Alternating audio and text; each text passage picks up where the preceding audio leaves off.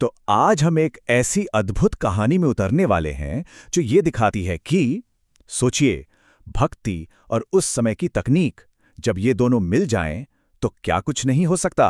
असंभव भी संभव हो जाता है। और इसका सबसे बड़ा, सबसे शानदार उदाहरण है लंका तक बना वो महान सेतु। अच्छा, तो जरा उस पल को सोचिए। श्री राम की पूरी वानर सेना विशाल समुद्र के किनारे खड़ी है और सबके मन में बस एक ही सवाल है। सामने ये जो अथाह सागर है, इसे पार कैसे किया जाए?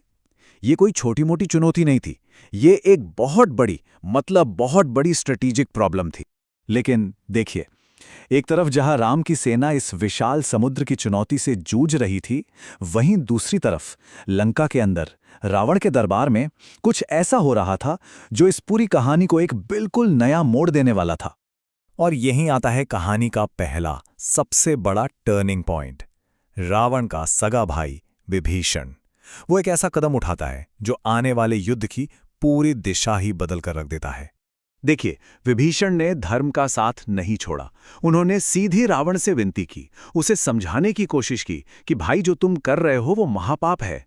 उन्होंने पूरी कोशिश की कि डिप्लोमेसी से, बातचीत से ये युद्ध टल जाए। लेकिन अहंकार में चूर रावण को ये सलाह कहाँ पसंद आने वाली थी। उसने ना सिर्फ अपने भाई की बात ठुकराई, बल्कि भरी सभा में सबके सामने विभीषण को अपमानित किया और उन्हें लंका से ही निकाल दिया। और यहीं पे हमें रावण और श्री राम के चरित्र में जमीन आसमान का फर्क साफ नजर आता है। सोचिए, दुश्मन का भाई शरण मांगने आया है। सुग्रीव जैसे साथियों को शक भी हुआ, लेकिन इसके बावजूद श्री राम ने जो घोषणा की वो ऐतिहासिक थी। वो उनकी करुणा का सबसे बड़ा प्रमाण है।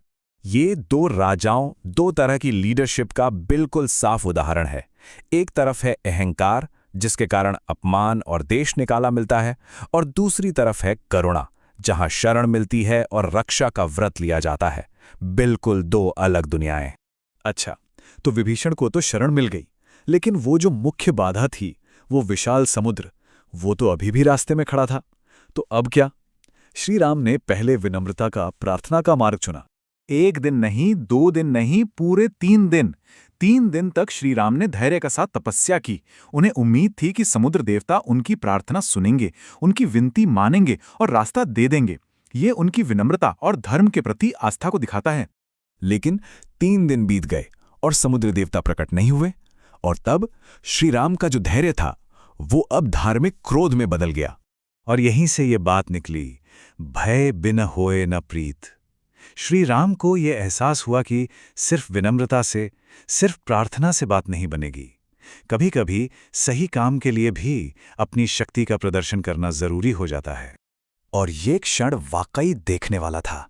जैसे ही श्री राम ने समुद्र को सुखाने के लिए अपना दिव्य ब्रह्मास्त्र तैयार किया, पूरे समुद्र में खलबली मच गई। और फिर डरे हुए, कांपते हुए समुद्र देवता खुद प्रकट हुए और क्षमा मांगने लगे।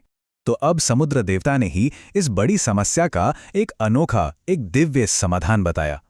उन्होंने बताया कि राम की ही सेना में 2 ऐसे एक्स्ट्रा ऑर्डिनरी आर्किटेक्ट हैं, नल और नील, जिनके पास एक ऐसा वरदान है जो इस असंभव काम को संभव बना सकता है। और बस यही से शुरू होता है उस चमत्कार का निर्माण जिसे हम राम सेतु के नाम से जानते हैं। ये सिर्फ एक पुल नहीं था, ये इंजीनियरिंग और अटूट भक्ति का एक संगम था, एक महान कारनामा। तो ये काम हुआ कैसे? ये कोई जादू नहीं था, इसके पीछे एक पूरी प्रक्रिया थी। देखिए, सबसे पहले वानर सेना बड़े बड़े पत्थर और पहाड़ लेकर आती थी। फिर हर एक पत्थर पर श्री राम का नाम लिखा जाता था।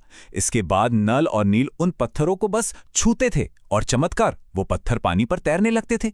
ये सिर्फ ताकत का नहीं, बल्कि एक सटीक प्लानिंग और विश्वास का नतीजा था। तो यहाँ सबसे जरूरी बात क्या है? वो है श्री राम का नाम, वही भक्ति, वही आस्था का प्रतीक, जिसने उन भारी भरकम पत्थरों को पानी पर तैरने की शक्ति दी। और जरा इस काम की रफ्तार तो देखिए, कमाल की थी। पहले दिन काम शुरू हुआ, तीसरे दिन तक पुल समुद्र में काफी दूर तक बन चुका था और सिर्फ 5वें दिन तक ये 100 योजन लंबा पुल बनकर तैयार था। सिर्फ 5 दिन। ये टीम वर्क और समर्पण की एक मिसाल है। अब देखिए, पुल बन चुका है, सेना लंका के दरवाजे पर है, लेकिन हैरानी की बात यह है कि इतना सब होने के बाद भी श्री राम ने युद्ध टालने की एक आखिरी कोशिश की। उन्होंने शांति को एक और मौका दिया और इस आखिरी शांति मिशन के लिए उन्होंने भेजा बाली के पुत्र महापराक्रमी अंगद को। उन्हें अपना दूत बनाकर रावण के दरबार में एक आखिरी शांति प्रस्ताव के साथ भेजा गया। लेकिन अंगद वहां सिर्फ शांति का संदेश लेकर नहीं गए थे।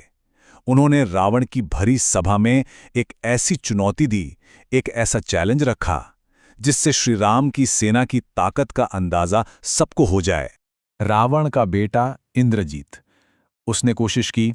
रावण के बड़े बड़े सबसे शक्तिशाली योद्धा एक एक करके सबने अपनी पूरी ताकत लगा दी, लेकिन नतीजा सबके सब फेल हो गए।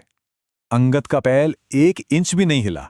और जब रावण के सारे योद्धा हार गए तो वो खुद अंगद का पैर हिलाने के लिए आगे बढ़ा। लेकिन तभी अंगद ने अपना पैर पीछे खींच लिया और कहा, मेरे पैर क्यों पकड़ते हो? अगर पकड़ना ही है तो श्री राम के चरण पकड़ो, सिर्फ वही तुम्हारा उद्धार कर सकते हैं। देखिए कैसे एक फिजिकल चैलेंज को एक स्पिरिचुअल मैसेज में बदल दिया। और बस इसी के साथ शांति का वो आखिरी प्रयास भी नाकाम हो गया। पुल पार हो चुका था, शांति का प्रस्ताव ठुकराया जा चुका था। अब ये साफ था कि युद्ध होकर रहेगा। शांति के सारे दरवाजे बंद हो चुके थे। तो अब सवाल ये उठता है कि आगे क्या होगा। महायुद्ध की घड़ी आ चुकी थी, जिसका नतीजा पूरी दुनिया को बदलने वाला था।